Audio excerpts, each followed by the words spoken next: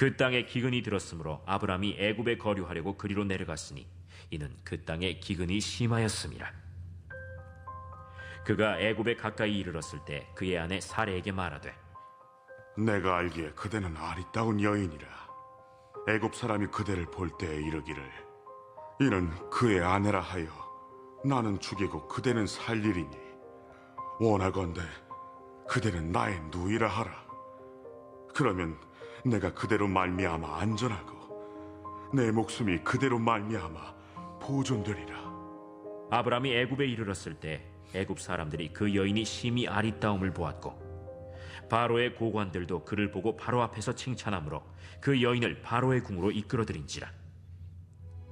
이에 바로가 그로 말미암아 아브라함을 후대하므로 아브라함이 양과 소와 노비와 암수 나귀와 낙타를 얻었더라. 여호와께서 아브라함의 아내 사레의 일로 바로와 그 집에 큰 재앙을 내리신지라. 바로가 아브라함을 불러서 이르되, 내가 어찌하여 나에게 이렇게 행하였느냐? 내가 어찌하여 그를 내 아내라고 내게 말하지 아니하였느냐? 내가 어찌 그를 누이라 하여 내가 그를 데려다가 아내를 삼게 하였느냐? 내 아내가 여기 있으니 이제 데려가라. 바로가 사람들에게 그의 일을 명하매 그들이 그와 함께 그의 아내와 그의 모든 소유를 보내었더라. 현대인들에게 가장 필요한 아이템 중 하나가 내비게이션이죠. 아주 가까운 길, 뻔한 길 외에는 대부분의 길을 이렇게 검색해서 찾아갈 것입니다. 낯선 길도 내비게이션을 검색해 놓으면 좀 마음에 안심이 되죠. 이 내비게이션이 나를 가장 좋은 빠른 길로 끝까지 인도해 줄 줄 믿음의 확신이 있기 때문이죠. 근데 이 내비게이션처럼 하나의 길, 일상의 길이 아니라 우리 인생 전체의 길 하나하나를 누군가가 가이드해 주고 일일이 다 지도해 준다면 그 인생은 얼마나 아름다운 인생이 펼쳐질까요? 감사한 것은 그 놀라운 인생 내비게이션, 그분을 우리 마음속에 이미 소유하고 있다는 사실, 오늘 성경은 그것을 말하고 있는 것입니다. 우리 하나님께서는 우리 인생의 인도자가 되어주신다고 말씀하십니다. 최단거리뿐만 아니라 가장 복된 길, 가장 안전한 길로 우리의 걸음걸음을 인도해 주시겠다고 약속하세요. 잠언 말씀 보면 이런 말씀이 있죠. 너는 마음을 다하여 여호와를 신뢰하고 내 명철을 의지하지 말라. 너는 범사의 그를 인정하라. 그리하면 내 길을 지도하시리라. 분명히 전제가 있습니다. 하나님의 인도하심을 받기 위해서는 반드시 하나님이 내 인생의 구주가 되신다, 내 인생의 주인이 되신다는 사실을 철저히 인정할 때에 그때부터 하나님이 우리의 인생길을 인도해 나갈 것이라고 말씀하십니다. 이렇게 하나님을 내 인생의 주로 삼게 되면요, 내비게이션은 우리에게 길을 알려줄 뿐이지만, 보여줄 뿐이지만 하나님은 그 길에서 우리와 함께 끝까지 동행하여 주십니다.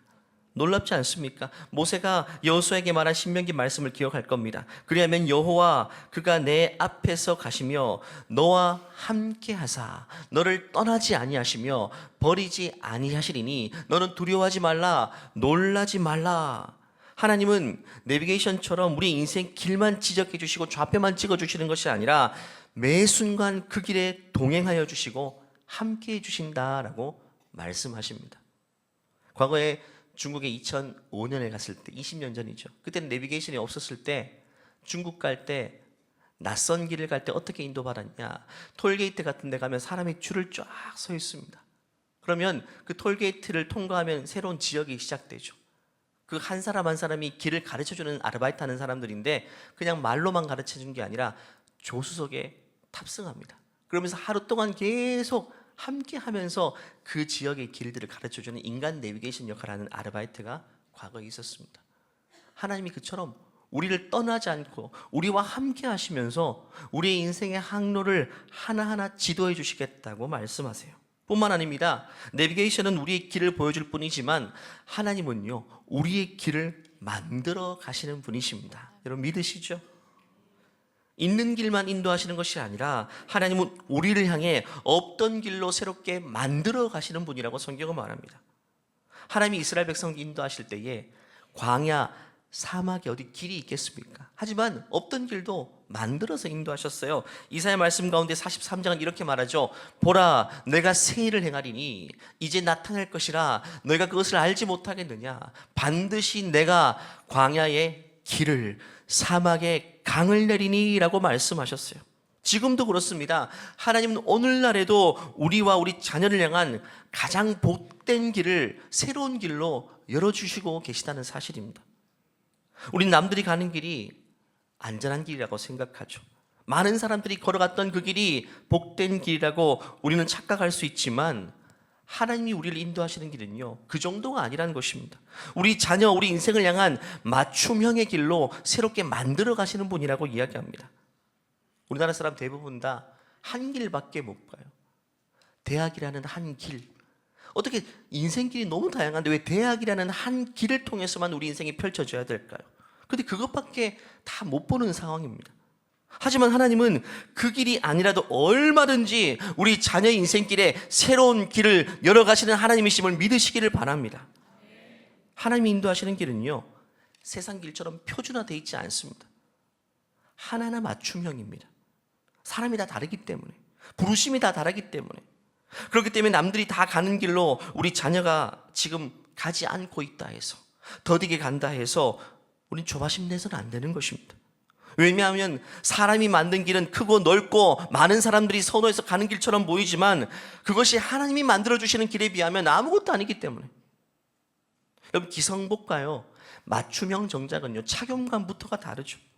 하나님은요, 우리 인생 하나하나를 향한 맞춤형으로 길을 열어주신다는 사실입니다.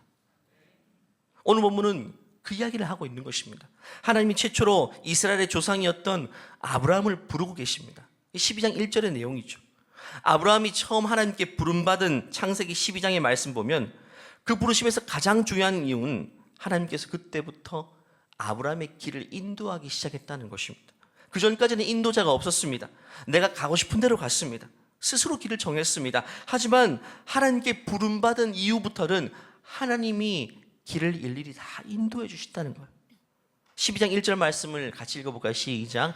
여호와께서 아브라함에게 이르시되 너는 너의 고향과 친척과 아버지의 집을 떠나 내가 내게 보여줄 땅으로 가라. 본토 친척 아비집 익숙한 곳을 떠나서 이제는 낯선 곳이지만 내가 너에게 찍어주는 좌표를 따라 멋지게 행진하라고 이야기합니다. 얼마나 감사한 일입니까? 하나님이 다 인도해 주신다는데 이거보다 더 큰 축복이 어디 있습니까? 그런데 문제가 있습니다. 우리 모두가 다 자유의지를 가지고 있죠. 내가 스스로 선택할 수 있는, 하나님이 무지막지하게 끌고 다니지 않으세요. 우리 스스로가 선택해서 갈 수 있게끔 우리 인생길을 열어놓으셨단 말이죠. 그렇기 때문에 인생 살다 보면 하나님이 가야 되는 길보다 내가 보기에 더 좋은 길들이 너무 많이 열려 있다는 거예요. 그때 우리에게 필요한 게 바로 믿음이라는 것입니다. 믿음은 하나님의 선하심을 믿는 것을 말합니다. 스페랄의 찬양팀이 방금 특송한 것처럼 하나님의 선하심을 고백했죠. 하나님은 우리에게 선하신 분입니다. 그렇기 때문에 내 눈에 보이기는 저 길이 좋고 저 길이 좋아 보이지만 하나님이 인도하는 그 길이 우리 인생에 가장 적합하고 가장 복이 된다는 사실을 믿는 것이 바로 믿음이 되는 것입니다. 이 믿음의 굳건히 서 있을 때는요, 망설임 없이 그 길을 갈 수 있어요. 하지만 믿음이 힘해져 갈수록 눈에 보이는 모든 것들이 다 유혹거리가 되고 근심거리가 되는 겁니다. 왜? 저게 좋아 보이고 저게 좋아 보이니까. 우리 자녀 예배 생활, 예배를 타협하지 말아야 되는데 예배 안 드리고 공부하고 여러 가지 가는 그 길이 어느 때는 더 좋아 보이는 거예요. 더 빠른 것처럼 보이고 더 성공하는 길처럼 보여서 그 모든 것들이 유혹거리가 되는 겁니다. 아브라함도 그랬단 말이죠. 아브라함은 하나님이 보여줄 땅을 향해 처음엔 나갔지만 변수가 생겼습니다. 기근이 생겨버린 거예요. 먹을 게 부족합니다. 그래서 10절 말씀 보면 그 땅에 기근이 들었으므로 아브라함이 애굽에 거류하려고, 애굽은 이집트를 말하죠. 그리로 내려갔으니 방향을 틀어버린 겁니다. 이는 그 땅에 기근이 심하였더라.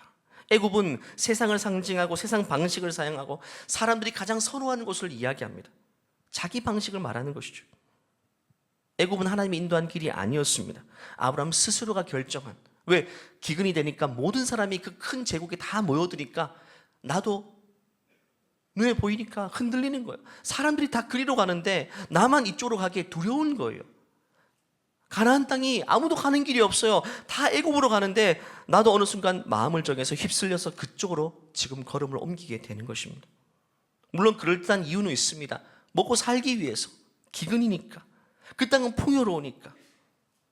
근데 여기서 아브라함은요, 마음 한켠으로는요 찝찝함이 있었을 겁니다. 왜냐하면 하나님이 가라고 한 길은 저 길인데 지금 애굽으로 가고 있거든요. 스스로도 알고 있습니다. 내가 지금 가는 길이 하나님의 뜻이 아니라는 사실을 말이죠. 이 길이 하나님의 뜻이 아님을 아는 이상 그때부터요 기도가 나오지 않죠. 죄 지으면서 용감하게 기도가 당당하게 나오는 사람은 없을 겁니다. 도둑질하면서 하나님 나 들키지 않게 해주세요라고 기도하는 사람은 없죠. 왜? 이것이 하나님이 잘못된 것임을 스스로가 알고 있으니까. 내가 지금 간음을 하고 있는데 하나님 우리 가정 지켜주세요라고 기도할 수 있는 사람은 아무도 없어요. 내가 걷는 길이 하나님이 기뻐하지 않는 길임을 스스로가 알게 될 때 그때부터는요 기도가 나오지 않아요. 형식적인 기도는 나오겠지만 진심의 기도는 나오지 않습니다. 마치 요나가 여호와의 낯을 피해 니느웨가 아닌 다시스로 걸음을 옮겼을 때에, 하나님께 등을 돌렸을 때에 그때부터 기도가 나오지 않았던 것처럼 말입니다. 한 집사님께서는 자녀를 위해 어느 순간부터 기도를 하지 못했다고 이야기합니다. 그때가 언제인가? 자녀가 고등학교 올라가고 눈에 보이는 모든 것들이 유혹거리가 되니까 다들 고등학교 때 학원 보내고 공부를 더 열심히 시키는데 우리 자녀 지금 주일 오전에 예배 갔다가 오후에 좀 쉬었다가 학원 가는 이게 좀 뒤처지는 것처럼 보이고 좀 늦어지는 것처럼 보이는 거예요, 상대적으로. 그 자녀에게 이야기했어요. 야, 3년 동안 우리가 3년 동안만 교회 쉬고 대학 가서 그때부터 예배 생활하자. 고민하다가 자녀에게 힘겹게 말을 꺼냈는데 자녀도 엄마 말이니까 그냥 그렇게 할게요. 그때부터 자녀를 위한 기도가 나오지 않더래요. 왜? 지금 내 선택이 하나님이 기뻐하지 않는다는 사실을 내가 스스로 알고 있기 때문에 자녀의 앞길을 축복해달라고 부모로서 당연히 기도해야 되는데, 물론 형식적으로는 기도할 수 있지만 진심을 다해서 기도가 안 나오더라는 거예요. 아브라함이 기근을 피해서 애굽으로 가기 시작했을 때 그때부터 아브라함은 기도하지 못하게 됩니다. 그때부터 그리고 문제가 생기기 시작해요. 애굽 땅에 들어가면서 아내를 보니까 아내가 너무 예쁜 거예요. 여러분, 아내가 너무 예쁜 게 축복입니까? 저주입니까, 여러분? 네, 그런 축복 못 누려보셔서 잘 모르십니까? 저는 그런 축복을 누리고 살기 때문에 이건 축복이죠. 축복이에요, 축복. 그런데 애굽으로 가기로 결정하고 나서부터 내 아내가 너무 예쁘다는 것이 축복이 아닌 거예요. 근심거리가 된 겁니다. 저주가 된 거예요. 항상 그래요. 내가 선택한 길은요, 하나님이 주신 복이 되지 못해요. 그게 화가 될 수 있어요. 걸림돌이 될 수 있다는 거예요. 아내가 너무 이뻐서, 물론 아내 걱정한 게 아니라 아브라함은요 자기 걱정한 겁니다. 아내는 살려두고 자기를 죽일까 봐. 애굽 땅은 무법천지이고 특히 바로 왕의 소문 들어보니까 폭군이고 자기 마음에 들면 다 취해야 될 사람이기 때문에 내 아내가 너무 예쁜데, 눈에 띄게 예쁜데 그것 때문에 남편은 내가 제거되고 아내가 빼앗길 것 같은 생각. 물론 그 상황에서 아브라함은 하나님께 여쭤봤어야 되는데 기도가 안 나와요. 왜? 이 길이 하나님이 기뻐하지 않는 길이니까. 그래서 스스로가 잘못된 선택을 하고 맙니다. 11절부터 13절 읽어볼까요? 시작. 그가 애굽에 가까이 이르렀을 때에 그의 아내 사라에게 말하되 내가 알기에 그대는 아리따운 여인이라 애굽 사람이 그대를 볼 때에 이르기를 이는 그의 아내라 하여 나는 죽이고 그대는 살리리니 원하건대 그대는 나의 누이라 하라. 그러면 내가 그대로 말미암아 안전하고 내 목숨이 그대로 말미암아 보존되리라 하니라. 최악의 결정을 내려버립니다. 모든 남자를 부끄럽게 한 치욕적인 결정. 성경 보면 남성이 참 부끄러운 결정을 할 때가 많아요. 자신이 살고자 이렇게 여인을 희생시킵니다. 오히려 여성은 반대입니다. 에스더를 보면 죽으면 죽으리라 자기를 희생하고 모든 사람을 살려내는 결정을 용감한 여성들이 하기도 하는데, 아브라함과 같은 사람들은 정말 부끄러운 사람이에요. 물론 우리 지구촌계 남성들은 다릅니다. 제가 지지난주에 남성축제 1박 2일 동안 남성들과 함께 하면서 진짜 너무너무 행복했습니다. 남성 한 분 한 분이 얼마나 멋있고 손잡고 기도하고 하나님을 선포하고. 제가 너무 속상한 것은 남성축제가 너무 좋았는데 그 이후로 소문이 나지 않더라고요. 좋은 소문이 나야 되는데, 왜냐하면 여성들이 한 명 나갔거든요. 소문은 주로 여성들이 내는데 여성들이 안 갔기 때문에 남성들은 이야기를 안 합니다. 내년부터 여성들 이게 입이 좀 되시는 분 한 10분 정도를 모시고 가려고 소문을 좀 내줘야 되거든요. 이번에 진짜 남성 축제가 너무 좋았습니다. 이렇게 애굽으로 가는 그 결정 자체가 하나님께 죄악이었기 때문에 아브라함은 여정 가운데에 기도하지 못하고 스스로 또 결정하고 또 결정하고 결국 하나님의 뜻에서 점점 멀어져 갑니다. 작은 문제가 큰 문제 되고 금세 해결할 수 있는 문제도 손을 댈 수 없는 문제에 불거지게 됩니다. 사랑하는 지구촌 교회 여러분, 우리가 믿음에 관해서 몇 주째 계속 살펴보고 있습니다. 믿음은요, 어느 때나 우리의 모든 문제를 그 즉시 바로잡을 수 있는 정말 마스터키가 돼요. 어느 순간도 괜찮습니다. 아브라함도요, 늦은 게 아닙니다. 그 순간 주님께로 돌아오면 되는 겁니다. 이미 이를 그르쳐버려서 걷잡을 수 없는 상황이 되어도 늦은 법이 없어요. 그 순간 새로운 결정을 하고 하나님께로 돌아가고자 한다면 하나님은요, 모든 걸 바로잡아 주십니다. 늦지 않았어요.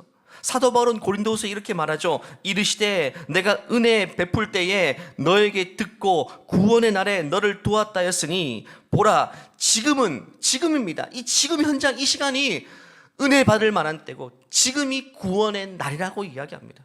지금입니다. 지금 돌이키면 되는 거예요. 지금 새로운 마음을 품으면 되는 겁니다. 유진 피터슨의 메시지 성경 번역을 읽으면 좀 더 와닿습니다. 하나님께서 말씀하십니다. 내가 너희를 돕기로 한 바로 그때가 지금이라고 말합니다. 주님이 과거를 물으시는 게 아닙니다. 너 왜 그렇게 살았냐? 왜 그렇게 결정했냐를 물으시는 것이 아니라 지금 우리의 행동을 요구하시는 겁니다. 그날이 바로 오늘이다. 보십시오. 지금이 바로 하나님의 은혜를 받을 때입니다. 지금이 바로 구원의 날입니다. 라고 이야기합니다. 어떤 분들은요, 이미 다 끝나버렸다고 생각하는 분도 있을 거예요. 이미 결과가 나와버렸고 너무 멀리 와버렸다는 거예요. 근데 우리 하나님은 어떠십니까? 하나님을 우리 수준으로 착각해서는 안 됩니다. 이사야서 1장이 이렇게 선포합니다.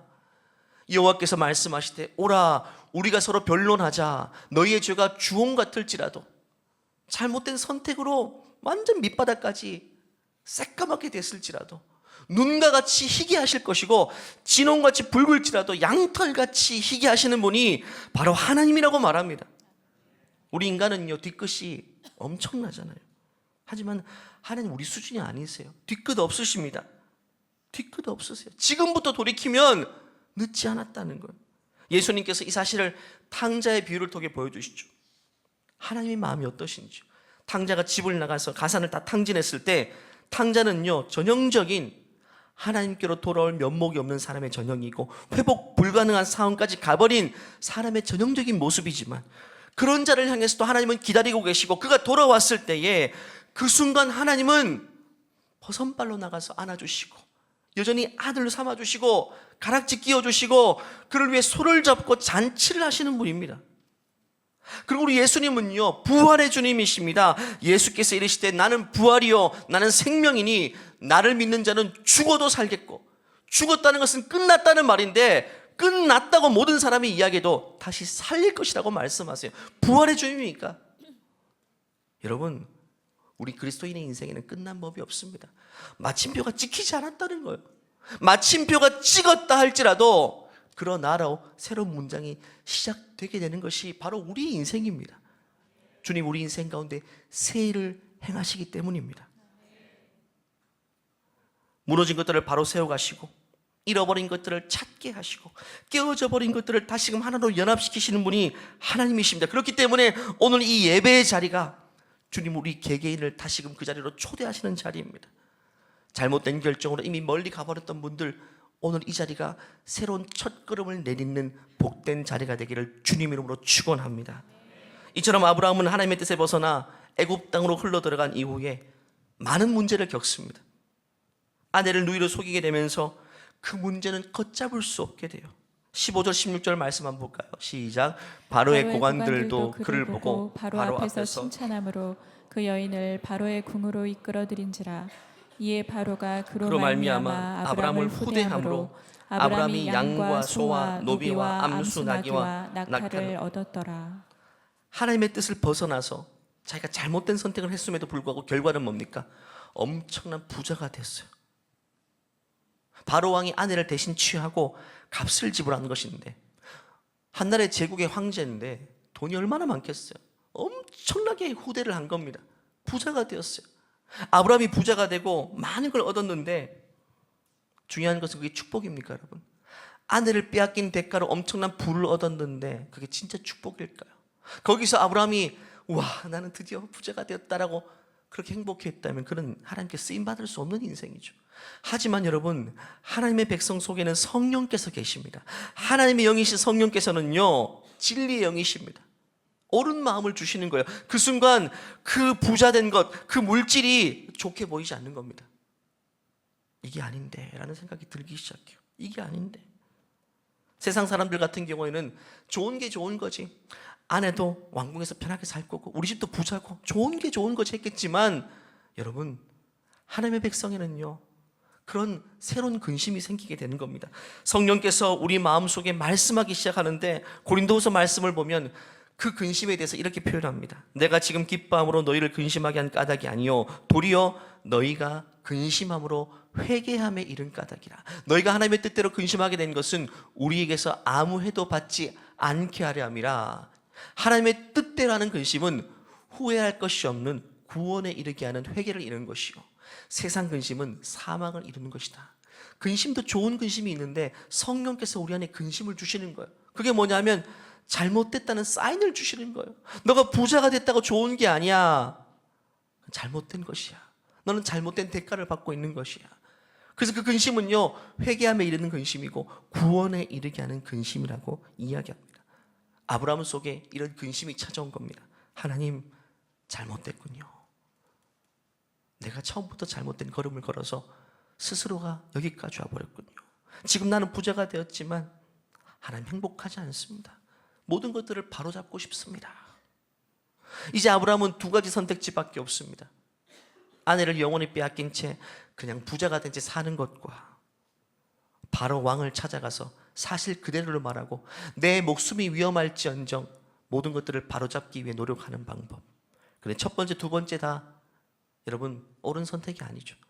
첫 번째는 하나님의 뜻에 완전히 벗어난 것이고, 두 번째도 그렇게 했을 때에 내 목숨도 빼앗길 수 있고 아내 목숨도 위험해질 수 있는 여러 가지 변수들이 담긴, 우리 인생이 그렇죠. 하나님의 뜻대로 살지 못해서 인생의 코너까지 몰리게 되면 딱히 이런 저런 선택을 해도 그게 해답이 되지 못해요. A도 틀렸고 B도 틀렸고 다 막다른 그 길까지 와버린 겁니다. 내 힘으로는 빠져나올 수도 없고 딱히 선택지도 없는 그 코너의 순간까지 내몰리게 될 때에 우리는 무엇을 바라봐야 될까요? 제가 설교 초반에 말씀드린 것처럼요, 우리 하나님은요 길을 만드시는 분이십니다. 믿으시죠, 여러분? 내 선택지는 두 개밖에 없지만 이 둘 다가 형편없는 선택이지만 하나님은 제3의 길을 지금도 없던 길도 만들어 가실 수 있다. 우리는 항상 이 생각을 해야 됩니다. 하나님께는 복안이 있다는 사실. 복안이 뭡니까? 겉으로 드러나진 않았지만 속으로는 이미 가지고 있는 완벽한 해결책을 말합니다. 우리는 복안을 가지고 살 수 없지만 하나님은 항상 복안을 가지고 계세요. 하나님 지금 우리 자녀 인생길을 향한 복안을 가지고 계십니다, 여러분. 우리 사업을 향해서 마찬가지고 우리 인간 관계의 회복을 위해서도 하나님은 해답을 가지고 계시다는 사실이죠. 우리 눈에 보이지 않을 뿐인 것입니다. 그렇기 때문에 우리는 어느 순간에도 하나님께 돌아와야 됩니다. 지금까지 나의 잘못된 모든 선택을 하나님 앞에 겸손하게 인정해야 됩니다. 하나님, 내가 하나님께 묻지도 않고 여기까지 와버렸습니다. 질문도 차지 않고 내가 결정해서 마치 내가 내 인생의 주인인 양 내가 내 핸들을 틀면서 그렇게 살았네요. 그래서 여기까지 와버렸어요. 하나님 용서해 주시고 지금부터라도 하나님이 인도하시는 길로 나를 인도하여 주시옵소서. 아브라함이 지금 여기까지 온 겁니다. 여기까지 왔어요. 이제 이야기의 결론입니다. 아브라함이 절대로 생각할 수 없는 그 길로 주님은 인도해 주십니다. 아브라함 머릿속에는 1번, 2번밖에 없었지만 하나님은 당신이 없던 길을 새롭게 만들어 주시는데 17절 말씀 보면 여호와께서 아브라함의 아내 사레의 일로 바로와 그 집에 큰 재앙을 내리셨다. 하나님이 직접 등장해 버리십니다. 아브라함이 스스로 그 어떤 선택도 할 수 없을 그때에 하나님이 직접 등장해서 모든 꼬이고 꼬인 문제들을 다 풀어주십니다. 여러분. 낚싯줄, 제가 낚시 좋아하는데 낚싯줄 엉키면요 잘라야지 풀 수 없어요. 근데 하나님은요 우리 인생에 꼬이고 꼬인 문제들을요 하나하나 풀어가십니다. 여러분. 하나님밖에 없다는 사실입니다. 18절부터 20절 결론 부분 한번 읽어볼까요? 시작. 바로가 아브라함을 불러서 이르되 내가 어찌하여 나에게 이렇게 행하였느냐? 내가 어찌하여 그를 내 아내라고 내게 말하지 아니하였느냐? 내가 어찌 그를 누이라 하여 내가 그를 데려다가 아내를 삼게 하였느냐? 내 아내가 여기 있으니 이제 데려가라 하고 바로가 사람들에게 그의 일을 명하매 그들이 그와 함께 그의 아내와 그의 모든 소유를 보내었더라. 아브라함이 생각조차 하지 못한 새로운 길로 주님이 인도하십니다. 일이 이렇게 쉽고 간단하게 풀릴지를 상상조차 하지 못했어요. 인간이 한 선택은요, 얻는 게 있으면 잃는 게 있습니다. 대부분 얻는 것보다 잃는 게 더 많은 길이 대부분일 것입니다. 얻은 줄 알았는데 시간이 지나고 나면 더 큰 걸 손해봐 버리고 잃어버렸어요. 열심히 사업해서 물질을 얻었어요. 더 소중한 가족을 잃어버렸어요. 건강을 잃어버렸어요. 인생의 모든 선택지가 다 그런 것들밖에 없지만 하나님은요, 우리 주님이 인도하시는 새 길은요, 잃는 것 없이 모든 것들을 취할 수 있는 후회함이 없는, 후유증조차 없는 완벽한 길임을 믿으시기를 바랍니다. 오늘 아브라함의 결말을 보십시오. 재산도 잃지 않습니다. 더블로 받죠. 그리고 사랑하는 아내도 되찾게 되고, 중요한 것은 그때부터 또 약속의 땅 가나안 땅으로 갈 수 있으니까 소명의 길도 회복되는, 모든 꼬이고 꼬인 문제들을 하나하나 잃지 않고 하나님이 완벽하게 당신의 보관대로 그의 길을 회복해 주시는 부분들을 우리가 보게 되는 것입니다. 사랑하는 여러분, 우리 인생에 늦은 거 없습니다. 끝나버린 것도 없습니다. 하나님 앞에서는 끝났다고 감히 말하지 마십시오. 우리 주님은요, 마침표도 새롭게 이어가서 새로운 시작점으로 만들 수 있는 분이 우리 주님이심을 믿으시기를 바랍니다. 우리 자녀가 남들이 다 가는 그 길에 조금 늦게 따라가고 있습니까? 아니면 아예 그 길을 진입조차 못하고 있습니까? 그것 때문에 주저앉지 말고 초조해지지 마십시오. 하나님은 우리 자녀에게 맞는 맞춤형의 새 길을 준비하고 계시다는 사실을 믿으시기를 바랍니다. 그 큰 믿음을 가지고 새롭게 기도하십시오. 새롭게 기도하십시오. 지금 내 눈에는 보이지 않지만 하나님이 말해내신 그 길을 조금씩 보게 될 것입니다. 말씀을 마무리합니다. 이 일을 통해 아브라함은요, 큰 교훈을 배웠습니다. 정작 내 눈에 좋아 보이는 풍요로운 그 길도 가보니까 내 인생이 완전히 망하는 길이라는 사실을 뼈저리게 느끼게 되었고, 반대로 내 눈에는 막다른 길같이 보이고 거친 길처럼 보였지만 그 길을 가게 되었을 때 그 길이 진짜 내 인생의 축복이 된다는 사실, 내 눈으로 평가할 수 없고 사람들이 선호한다고 넓은 길이라고 좋은 길이 아님을 그런 뼈저리게 느끼고, 그때부터 아브라함은요, 이 중요한 교훈을 배우고 다른 행보를 걷게 됩니다. 그래서 다음 장 13장 말씀 보면 조카 롯과 삼촌이었던 아브라함이 길을 이제 따로 가야 될 그런 형편에 처하게 되죠. 그때 삼촌으로서 자기가 먼저 당장 좋아 보이는 길을 선택할 수 있었지만 그러지 않잖아요. 이렇게 위대한 고백을 합니다. 내 앞에 온 땅이 있지 아니하냐. 나를 떠나가라. 내가 좌하면 나는 우하고 내가 우하면 너는 좌하리라. 과거 같으면 자기가 먼저 선택했겠죠. 이제는 그 일을 겪었기 때문에 먼저 맡깁니다. 그래서 조카 롯은 철이 없었기 때문에 당장 좋아 보이는 소돔 땅을 선택했는데 그 땅은 불사르기 위해서 간수된 땅, 심판이 예고된 땅이었고요. 아브라함이 선택한 차선의 길이 하나님이 예비하신 가장 복된 여정이 되었어요. 아브라함 또 하나를 깨닫게 됩니다. 이 길에 주님이 함께 하신다는 사실을 말합니다. 주님은 좌표만 찍어주시는 것이 아니라 이 인생 가운데 영원토록 동행하시기 때문에 내가 그분께 인생의 길을 맡겨드리고 핸들을 맡겨드리고 내가 내 인생의 조수석에 앉아있는 것이 내 인생이 가장 복된 길임을 스스로 깨닫게 되고 그때부터 다른 믿음의 길을 가게 되는 것입니다. 물론 아브라함도 그 뒤에 또 한 번 넘어집니다. 또 배우게 돼요. 넘어지고 배우고 넘어지고 배우면서 결국에는 믿음의 대장부로 서게 됩니다. 우리 인생의 여정도 마찬가지입니다. 실수해도 괜찮고요, 잘못된 길을 선택해도 가도 괜찮습니다. 하지만 그 길에서 돌아오지 않는 것은 문제입니다. 그 시행착오를 통해 배워야죠. 뼈저리게 배우고 다시금 주님께 인생을 맡겨 우리 인생에 더 이상 후회가 남지 않은 선택이 아닌 하나님 보시기에 가장 복된 길을 선택해서 갈 수 있는 저와 여러분 되시기를 주님의 이름으로 간절히 축원합니다. 한번 기도할까요? 다 같이 일어나시겠습니다. 하나님 말씀하셨어요. 너는 범사에 그를 인정하라. 그리하면 내 길을 지도하시리라고 말씀하셨습니다. 하나님은 우리 인생의 주인 되십니다. 우리 인생을 인도하실 뿐만 아니라 동행하시는 분이십니다. 이 시간 그 하나님께 우리 인생을 다 맡겨드리기를 원합니다. 우리의 인생길과 우리 자녀의 인생길을 맡겨드리기를 원합니다. 하나님, 주님 인도하여 주시옵소서. 가장 복된 길로 맞춤형으로 인도하여 주시고 새로운 길을 만들어 주시옵소서. 세상 길을 함께 가지 못했다고 불안해하고 초조하지 않게 도와주시고, 주님 한 분만을 믿고 이 길을 올곧게 갈 수 있도록 하나님, 나와 내 자녀 인생을 축복하여 달라고 주여 한번 외치고 주님께 맡겨드리며 기도하겠습니다. 주여, 하나님 아버지, 주님의 은혜가 필요합니다. 하나님 아버지, 주님의 은혜가 필요합니다. 우리 걸음걸음을 인도하신 하나님 믿습니다. 신뢰합니다. 하나님, 새로운 길을 열어주시기를 원합니다. 없던 길도 만들어주시기를 원합니다. 내 눈에는 보이지 않는 길이지만 지금 어려운 때에 어느 길로 가야 될지, 무엇을 선택해야 될지 알지 못하지만 하나님 말씀하여 주시옵소서. 인도하여 주시옵소서. 동행하여 주시옵소서.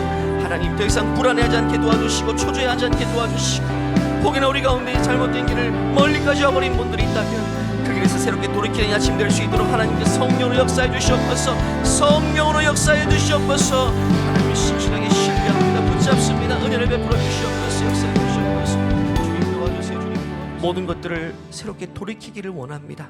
하나님, 우리의 잘못된 모든 길을 멈추고 이제는 하나님의 기뻐하는 길을 향해서 새로운 첫걸음을 내디딜 수 있도록 오늘 이 예배를 고귀하게 사용하여 주시옵소서.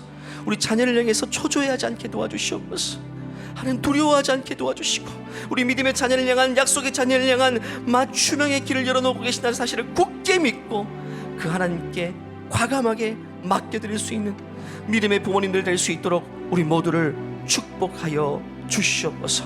감사드리며 예수님의 이름으로 기도하옵나이다.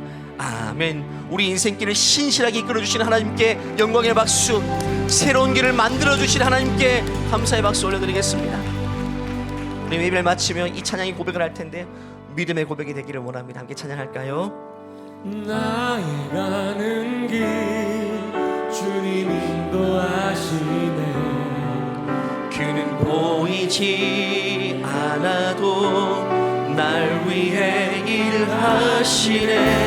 주 나의 인도자 항상 함께 하시네. 사랑과 힘 베푸시며 인도하시네. 인도하시네. 광야에 길을 만드시고 날 인도해. 사막에 강 만드신 거 보라. 바로 우리 하나님이십니다. 하늘과 땅 편에도 주의 말씀 영원히 내 삶 속에 새 일을 행한 우리 두 손 들고 주님을 높이 찬양할까요? 나의 가는 길, 나의 가는 길 주님 인도하시네. 그는 보이지 않아도 날 위해 일하시네. 항상 함께 하시네. 사랑과 힘 베푸시며 인도하시네. 사랑과 힘 베푸시며 인도하시는 주님. 사랑과 힘 베푸시며 인도하시네. 우리 주님을 신뢰한다면 하나님께 감사와 영광의 박수 올려드릴까요? 주님의 인도하심을 신뢰한다면 주님께만 영광의 박수 올려드리겠습니다. 주님 믿습니다. 주님 신뢰합니다. 이제는 우리 주 예수 그리스도의 은혜와 하나님의 무한하신 사랑과 우리 안에 내주하시는 성령의 교통하심이 그 어느 순간에도 하나님이 내게를 인도하시고 동행하신다는 사실을 굳게 믿고 살아가기를 소원하는 모든 존귀한 주님의 백성 위에, 믿음의 가정과 우리 자녀들의 인생 위에 이제로부터 영원토록 함께 하시기를 간절히 축원하옵나이다. 아멘.